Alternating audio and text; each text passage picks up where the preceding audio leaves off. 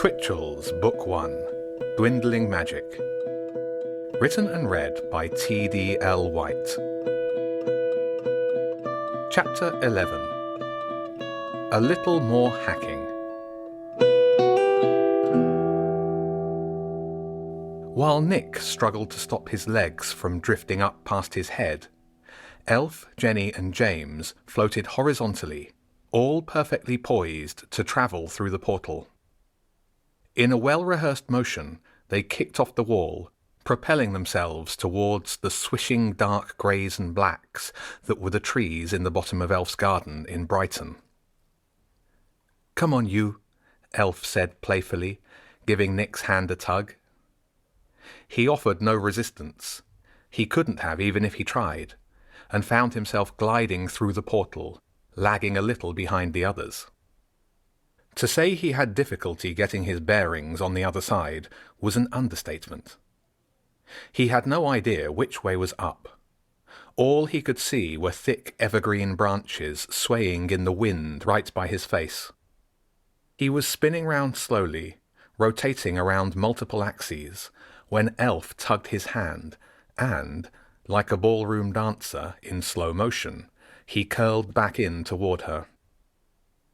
The moon arced above him, which was both orienting and disorienting at the same time. Then the moon disappeared, and his free arm started dragging against the fronds of a tree. He was tempted to cling to the tree for dear life, but then he was clear of the tree and in the open air again. James called back quietly, "Steady yourselves." Nick was in no position to steady himself. His feet were floating upwards, while Elf acted like a tugboat towing him down. He pulled back against her grip in an effort to right himself, but ended up ploughing headfirst into Elf, who shoved into Jenny, who piled into James. Cece scampered out of the tangle of bodies and was holding on to the edge of Elf's gown with one hand while waving at Nick with the other, a big grin on her face. "Hey," James said as the other three compressed into him. "Two can play at that game." And without warning, Nick felt the invisible hand of gravity suddenly seizing every part of him at once and yanking him earthwards. He was free-falling, but only for a split second, after which he landed on top of Elf, his full weight bearing down across her shoulders, crushing her into Jenny and James. "Sorry," Nick said, grabbing at the fir tree to pull himself up. His body felt heavier than he remembered, and he rolled rather awkwardly off the pile of bodies and onto the ground, landing on his back in a clump of long, damp grass. He looked up to see Elf looking over Jenny's shoulder, laughing at him. She flipped herself up and off Jenny like a gymnast dismounting from a pommel horse. Cece swung down from a nearby branch in the tree. "Not bad for your first go," Elf said, giving Nick a hand up. "Really?" he said, struggling to his feet and brushing damp grass from his trousers. "No," Jenny said, struggling to hold back a laugh. "You were awful." She stood up and helped James up. "Not as bad as the time we had to drag the whole gang out of the engineerium before crashing into that big top," he said, picking up the key to the air and putting it away in his bag. "It doesn't take long to get used to it," Jenny said. "It's a bit like scuba diving, really." Nick looked blank. It must have shown. "Yeah, me and Elf don't know what she means either," James said. "Lots of people have done scuba diving. It's not that uncommon," Jenny protested. "And I only did it once on a family holiday. And I think it's a pretty good analogy for magic floating."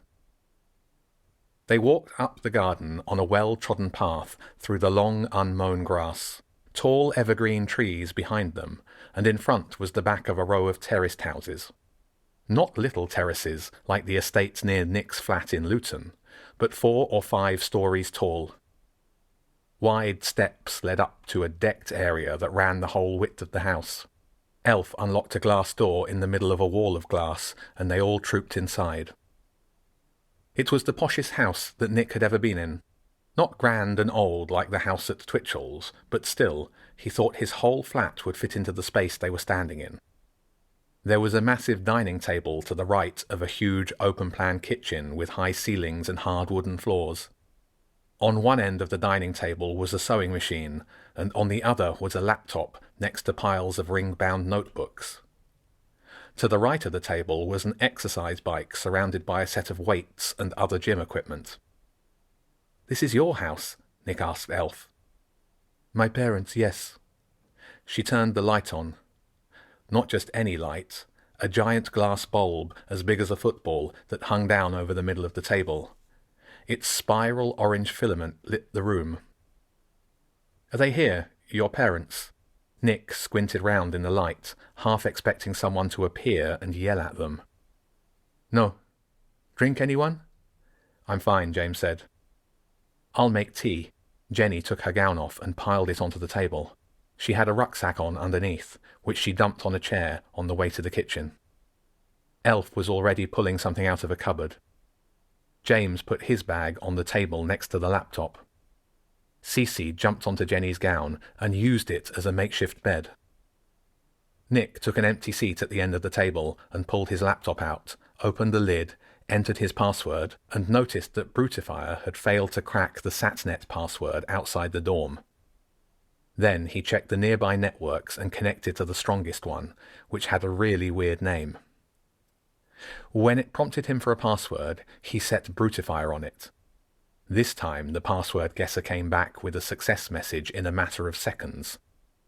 "Wine or tea?" Elf called out, holding up a dark bottle with an orange label on it. Tea?" Nick said, not sure whether the alcoholic offering was a serious one.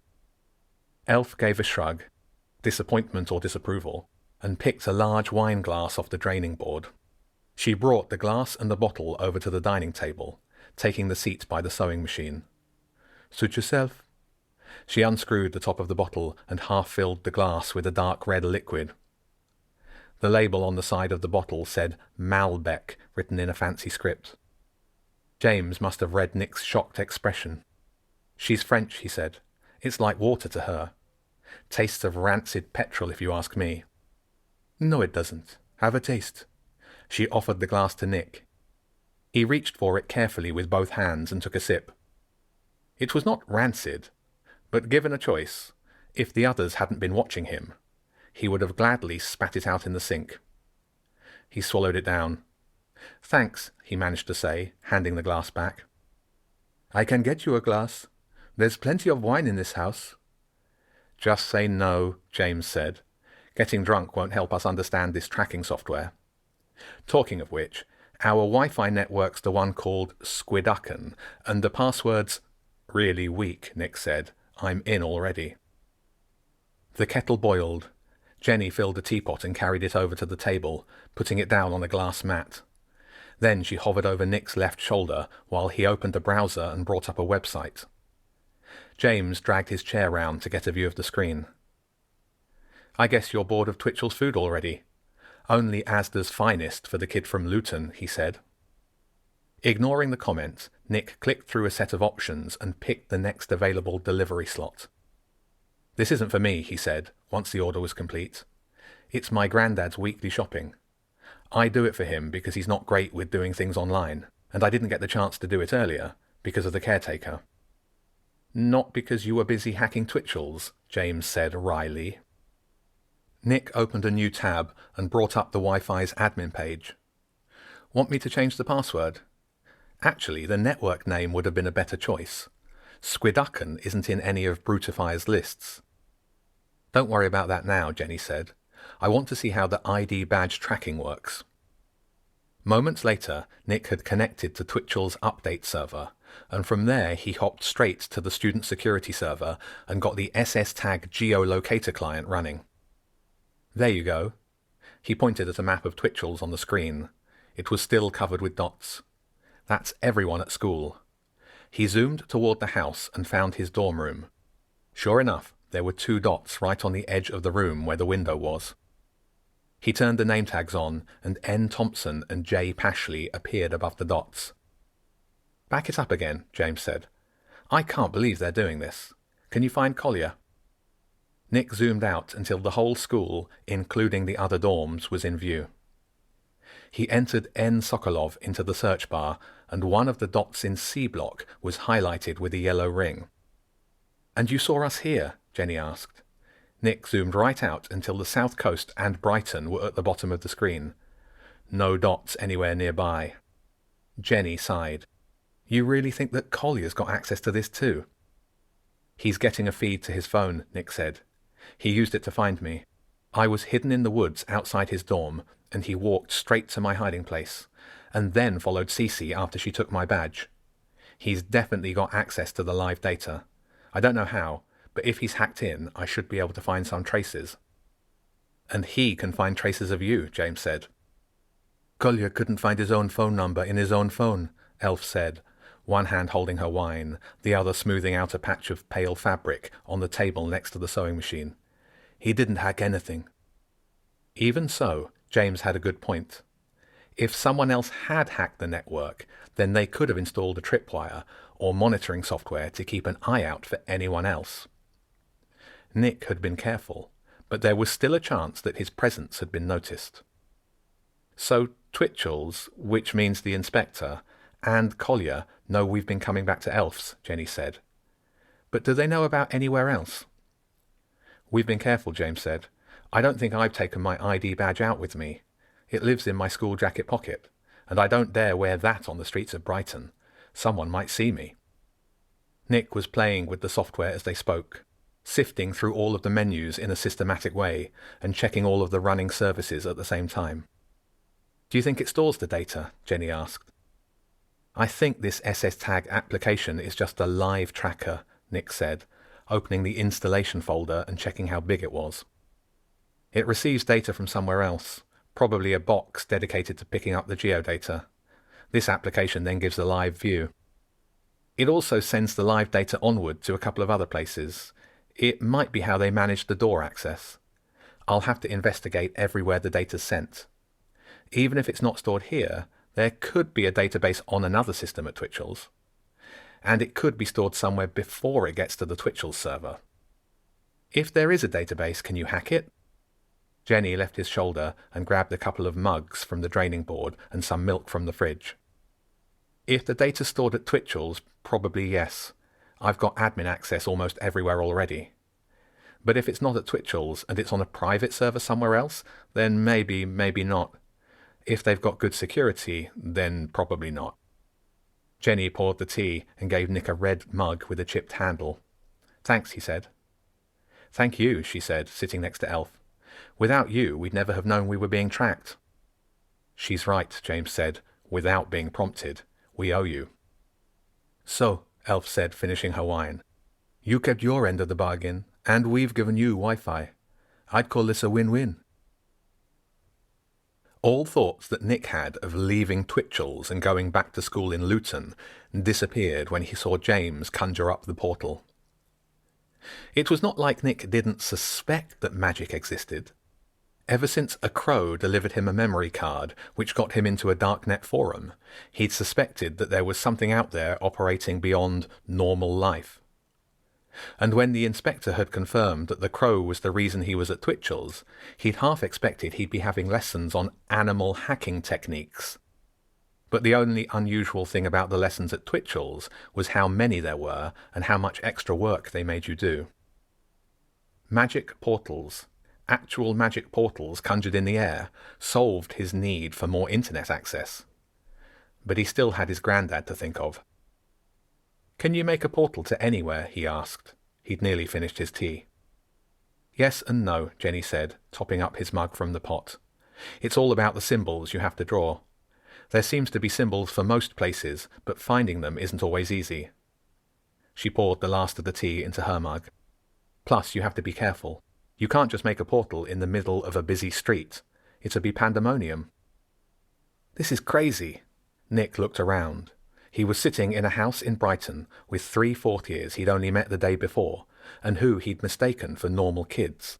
Not to mention he was now friends with a real-life monkey. "You've got a quill that can make portals to anywhere, and it works using some unknown magic. Actual magic, not a trick or anything. And you're using it to travel from Twitchell's to Brighton. You could be on a beach in Florida, or anywhere." "You have to be careful with magic," Elf said. She rolled the empty wine glass sideways in her fingers. A single drop of red traced a curved path on the inside of the glass, picking up speed until it completely dispersed, leaving a delicate streak behind. Magic does a lot of harm, and it doesn't ever do much good. How come more people don't know about it? Shouldn't you be famous or something? We use it carefully, Jenny said. We're pretty sure that magic used to have a much bigger role in the world. These days, even though it's still powerful, it doesn't seem to impact regular life. For humans, anyway. It's a different story for animals. She looked across to where Cece had fallen asleep on her gown. So, other than sneaking out of school, what do you use it for? Nick asked.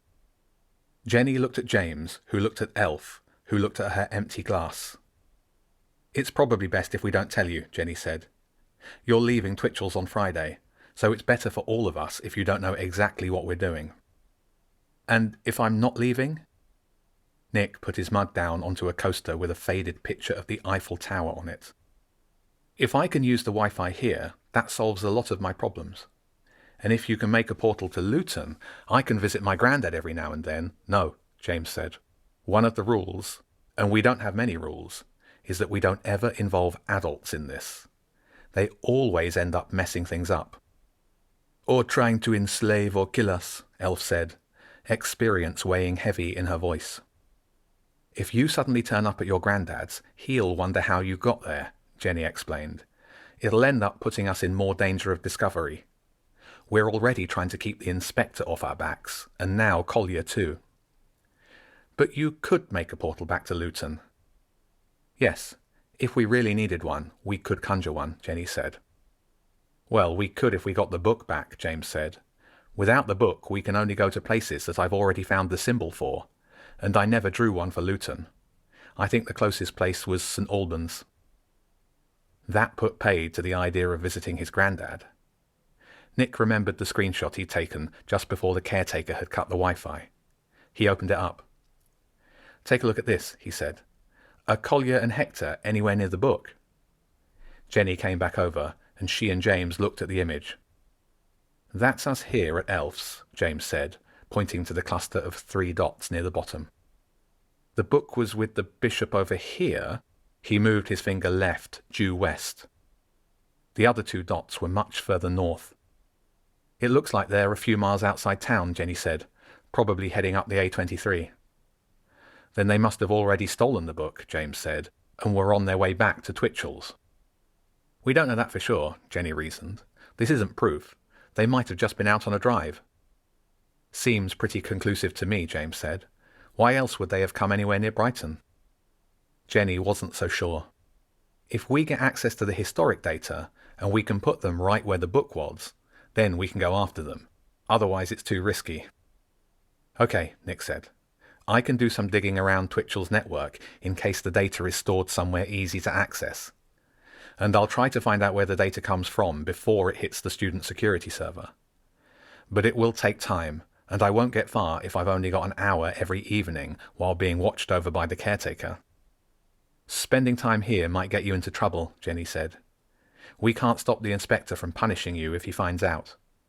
It looks likely that he knows we've been coming back here. And it's my house, Elf said, holding up her glass, so you follow my rules. Nick wasn't sure he'd seen Elf follow any rules at all, but he nodded solemnly anyway. And you need to get better at travelling through portals. I think I bruised a rib on landing. James put his hand under an arm and winced dramatically. You need to learn to fall better, Jenny told him. Elf and I were fine. James stopped rubbing his bruised rib and nodded toward Elf.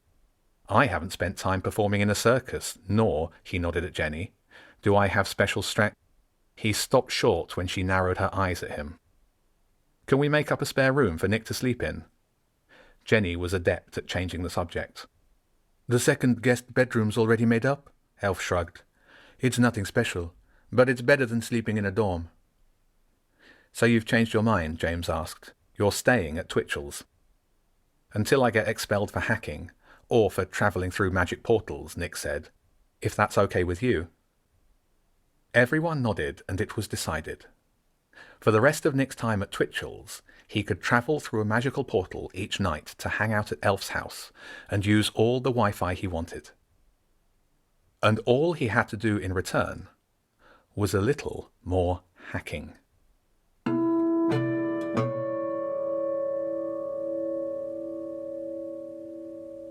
This podcast was brought to you by me, TDL White. I'll be reading a chapter a week until it's complete.